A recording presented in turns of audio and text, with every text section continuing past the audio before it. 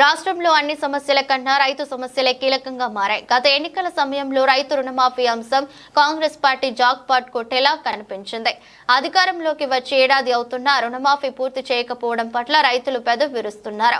ఎన్నికల సమయంలో ఊరు వాడలో ఇక మొత్తంలో రుణమాఫీ అంటూ ఊదరగొట్టిన కాంగ్రెస్ పార్టీ అధికారంలోకి వచ్చిన తర్వాత వాయిదాల పద్ధతికి వచ్చారు. అది కూడా రేషన్ కార్డు ఉన్న వారికి ఒక లెక్క, లేని వారికి మరో లెక్కంటూ మెలిక పెట్టారు. రుణమాఫీ వాయిదాల పరంపరకు ఎప్పుడు చరమగీతం పాడతారో అని రైతాంగం ఎదురు చూస్తున్నారు.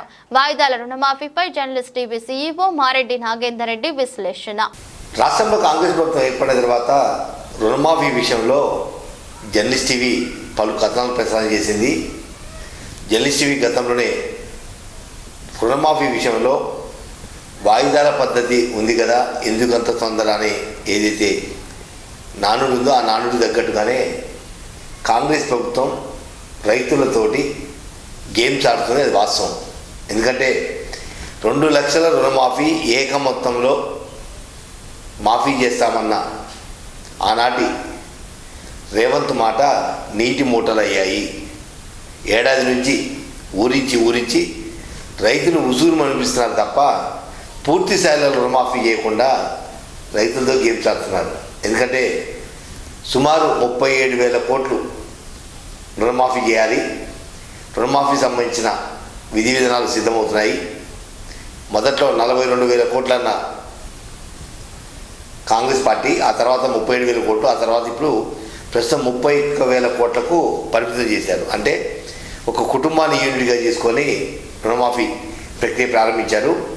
ఆగస్టు 15వ తేదీన ఖమ్మం జిల్లా వైరాలో సాక్షాత్తు ముఖ్యమంత్రి రేవంత్ రెడ్డి 2 లక్షల రూపాయల రుణమాఫీ పూర్తి చేస్తున్నామని ఆహావు అంటూ భారీ సభ నిర్వహించి ప్రకటించారు. కానీ దాంట్లో 2 లక్షల రూపాయల రుణమాఫీ అనేది రేషన్ కార్డు ఉన్న వాళ్లకు పరిమితం చేసి మిగిలిన వాళ్ళని గాలికి వదిలేశారు.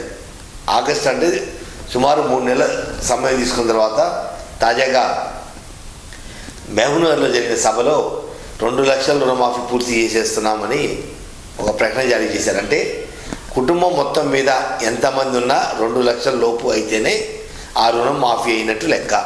ఒకవేళ కుటుంబం 2, 3, 4, 5, 6 ఉన్నప్పుడు వాళ్ళ రుణం కనుక 2,10,000 అయినా 2,01,000 అయినా తిరిగి మళ్ళీ కళ్ళు కాయలు కాసేలా ప్రభుత్వ నిధులు జమ ఎప్పుడంటూ ఎదురు చూసే పరిస్థితి నెలకొందని చెప్పవచ్చు. ఎందుకంటే మహబూబ్నగర్లో జరిగిన సభలో 2 లక్షల రూపాయల రుణమాఫీ చేసిన ఏదైతే అంశం ఉందో 2,674 కోట్లు ఏదైతే ఉందో సుమారు 2,700 కోట్లు అనుకుంటే ఈ 207 కోట్లు 33 జిల్లాలను డివైడ్ చేసుకున్నప్పుడు, మండలాల వారిని డివైడ్ చేసినప్పుడు కేవలం ఒక్కొక్క మండలంలో 150-200 నుంచి మొదలుకొని 500 మంది రైతుల వరకు మాత్రమే నిన్న రుణమాఫీకి అర్హత సాధించారు. అంటే పూర్తిగా ప్రభుత్వ ఆదేశాలు, నిబంధనలు, నిధులు ఇవన్నీ కనుక పరిశీలిస్తే 2 లక్షల లోపు ఆ కుటుంబం మొత్తం కనుక రుణం ఉంటేనే నిన్న రుణమాఫీ జరిగింది.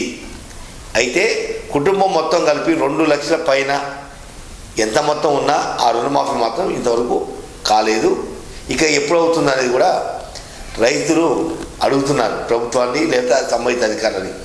వ్యవసాయ అధికారులను ఏదైతే రుణమాఫీ విషయాలలో 2,700 కోట్లు ప్రభుత్వం మంజూరు చేసిందో వెంటనే తమ పేరేమైనా ఉందా, తమ కుటుంబం పేరు ఉందా అని చెప్పి నిన్న ఉదయం నుంచి కూడా సాయంత్రం దాకా ఏఈఓల చుట్టూ, ఏఓల చుట్టూ, వ్యవసాయ అధికారుల చుట్టూ తిరిగి విసిగి వేసారిపోయారు. తీరా చావుకోపు చల్లగన్నట్టుగా 2 లక్షల రూపాయల లోపు కుటుంబం మొత్తం కలిపి ఉన్న రుణాన్ని ప్రభుత్వం మంజూరు చేసింది. 2 లక్షల పైన ₹1 ఎక్కువ ఉన్నా కూడా ఆ రుణం మాఫీ కాలేదు. ప్రభుత్వం ఎప్పుడు నిధులు జమ చేస్తే అప్పుడు మీ అకౌంట్లోకి జమ అవుతాయంటూ వ్యవసాయ శాఖ అధికారులు చల్లగా చెప్పి వదిలేశారు. దీంతో రైతులలో ఒక ఆందోళన. మొత్తం మీద 31,000 కోట్లలో నిన్న ప్రభుత్వం ప్రకటించగా 22,000 కోట్లు కనుక పూర్తి అయిపోతే మిగిలిన 9,000 కోట్లు 2 లక్షల పైబడి ఉన్న రైతులే. అంటే కుటుంబంలో ఇద్దరుంటే చెరొక 1,10,000 తీసుకోవచ్చు, లేదా 1,00,000 తీసుకోవచ్చు. 2 పై నుంచి ఎంతైనా కావచ్చు. ఆ మిగిలిన మొత్తాన్ని ఎప్పుడు జమ చేస్తారు, ఎప్పుడు రుణమాఫీ చేస్తారు అనేది రైతులు ప్రశ్నిస్తున్నారు. ఎందుకంటే ప్రభుత్వం కాంగ్రెస్ పార్టీ అధికారంలోకి వచ్చిన తర్వాత రుణమాఫీనే మాకు ప్రధాన ఎజెండా, రైతులు రుణవిముక్తి చేస్తామంటూ మాటల కోటలు మాట్లాడిన కాంగ్రెస్ ప్రభుత్వం ఏడాది పాటు సాగదీసి వాయిదాల పద్ధతులలో ఇప్పటికి ఇది 4వ వాయిదా. ఏది మహబూబ్నగర్లో జరిగిన రుణమాఫీ నిధుల విడుదల 4వ వాయిదా. అంటే ఇంకా ఎన్ని వాయిదాలు తీసుకుంటారు, ఇంకెప్పుడు రుణమాఫీ చేస్తారని రైతులు ప్రశ్నిస్తున్నారు. ఇప్పటికైనా ప్రభుత్వం పూర్తి స్థాయిలలో రుణమాఫీ చేసి రైతులు రుణవిముక్తి చేయాలి తప్ప ఈ వాయిదాల పద్ధతిలో 2 లక్షల లోపు 1 లక్ష ఉన్నోళ్ళకి ఒకసారి, 1.5 లక్ష ఒకసారి, 2 లక్షల లోపు ఉన్నోళ్ళకి ఒకసారి, రేషన్ కార్డు ఉన్నోళ్ళకి ఒకసారి, రేషన్ కార్డు లేని వాళ్ళకి ఒకసారి, ఇవన్నీ కూడా కప్పదాటే వ్యవహారం తప్ప వాస్తవాంశాలకు విరుద్ధంగా ఉందని చెప్పారు. ఎందుకంటే నిన్న జరిగిన 2 లక్షల రూపాయల రుణమాఫీ అనేది రేషన్ కార్డు లేని వాళ్ళు, 2 లక్షల లోపు ఉన్న వాళ్ళు మాత్రమే అర్హత సాధించారు. అంటే రేషన్ కార్డు లేని వాళ్ళే రాష్ట్రం మొత్తం మీద 9 లక్షల మంది సుమారు రైతులు ఇంకా ఎదురు చూస్తున్నారు రుణమాఫీ కోసం. ఇప్పటికైనా రేవంత్ సర్కారు వాస్తవాంశాన్ని దృష్టిలో పెట్టుకొని ఇక ఈ నెల మొత్తం కూడా ఇలానే సాగదీస్తే డిసెంబర్ నెల కూడా పూర్తి అయిపోతుంది. మీరు ప్రభుత్వం ఏర్పడి కూడా ఏడాది పూర్తయినా రుణమాఫీ పూర్తి కాలేదంటే ఏ పార్టీ కూడా రైతులను మోసం చేయడానికి సిద్ధమే అన్నట్టుగా ఉంది. ఎందుకంటే గతంలో బీఆర్ఎస్ పార్టీ కూడా 1 లక్ష రూపాయల రుణమాఫీ చేస్తాం 2018లో హామీ ఇచ్చి ఆ హామీని తిరిగి వాయిదాల పద్ధతిలో తీసుకొచ్చి 4 సంవత్సరాలు 25,000 రూపాయలు ఇస్తామంటూ అప్పుడు కూడా రైతులు మోసం చేసి బీఆర్ఎస్ ప్రభుత్వం దాంతో మొట్టికాయలు వేసి బీఆర్ఎస్ ప్రభుత్వాన్ని మూలం కూర్చోబెట్టేశారు. తిరిగి కాంగ్రెస్ ప్రభుత్వం వచ్చే ముందు కూడా 2 లక్షల రుణమాఫీ ఏక మొత్తంలో చేస్తాం అని ఆనాటి పిసిసి అధ్యక్ష హోదాలో ప్రస్తుత ముఖ్యమంత్రి రేవంత్ రెడ్డి ప్రకటించారు. కానీ ఏక మొత్తం కాస్త వాయిదాల పద్ధతికి వచ్చింది.